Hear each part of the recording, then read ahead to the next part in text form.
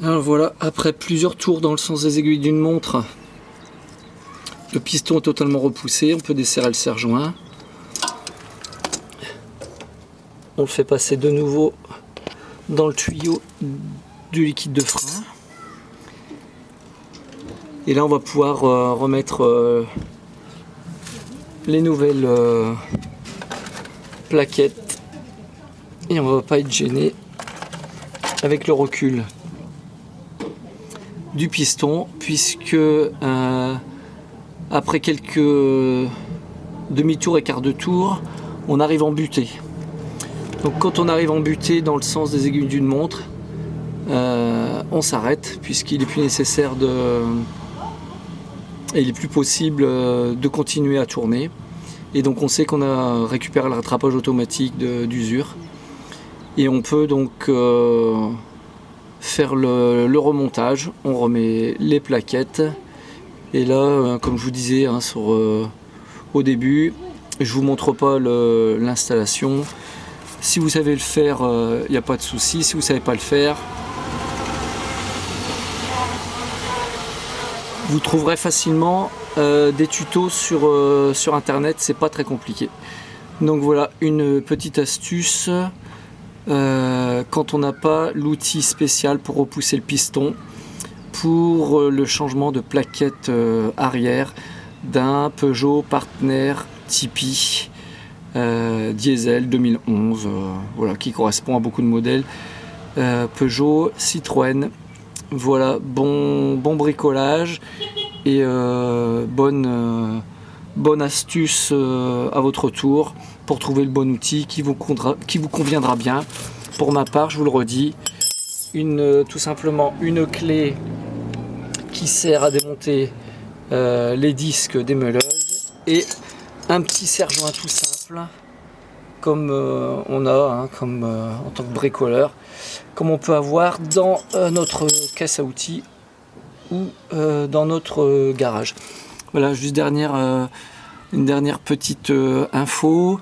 C'est vrai qu'il ne faut pas laisser pendre le frein une fois qu'il a été démonté, puisqu'il tire sur la durite et sur le câble de frein à main. Donc moi je l'ai mis sur une chandelle pour retenir. On peut le tenir avec un fil de fer accroché à l'amortisseur, au ressort de l'amortisseur ou autre, peu importe. Par contre, c'est vrai qu'il ne faut pas laisser pendre et tirer sur les durites. Néanmoins, quand on n'a pas l'outil spécial, on n'a pas forcément la place pour pouvoir faire le bon geste. Donc comme la clé pour démonter les disques des démêleuses est relativement longue et que j'ai pas voulu la couper, et ben j'ai pas hésité quand même à écarter un petit peu le frein et à tirer un petit peu sur les durites, mais très temporairement et surtout pas du tout exagérément. Donc en fait il n'y a pas de tension et pas de torsion importante. Ça effectivement c'est important, puisque derrière la durite après on a juste le petit tuyau qui est coincé dans son support, et c'est là où effectivement il faut faire très attention. Dernière petite astuce aussi, enfin pas astuce mais nécessaire à faire, c'est ouvrir le bouchon du liquide de frein, puisque quand on va repousser les pistons, forcément on va repousser le liquide dans le système de freinage. Si on a laissé le capuchon, il monte en pression et c'est pas bon du tout, d'autant plus que j'ai fait les 4 plaquettes, donc j'avais déjà fait les 2 avant. Donc là c'est pareil, il faut repousser aussi, mais disons qu'il n'y a pas d'outil particulier. Et j'avais déjà fait le côté arrière droit, donc là c'est le dernier côté, le côté arrière gauche.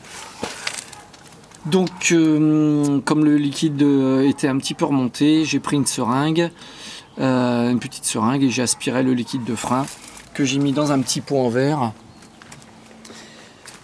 puisque il faut faire attention, c'est du liquide qui est très corrosif, donc il ne faut pas le laisser se répandre